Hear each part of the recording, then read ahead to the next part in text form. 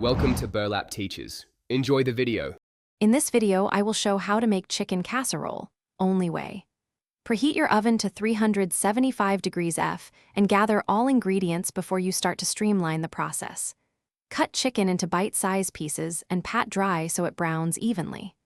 Mix chicken with soup, milk, cooked pasta, and vegetables in a large bowl until everything is evenly coated, then transfer to a baking dish.